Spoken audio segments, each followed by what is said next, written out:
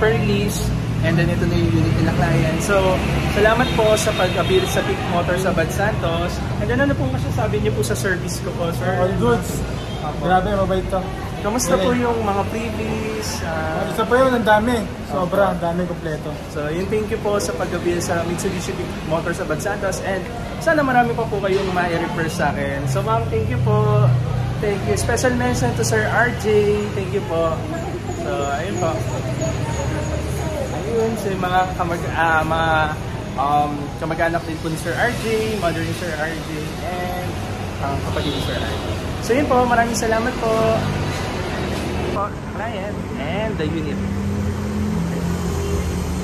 Thank you, Sir RJ. Ito na po yung rain visor. And car care kit. And then umbrella, sir, hindi ko po yan winala sa ano. And then yung keychain na kila sir, sa brother mo po, sir.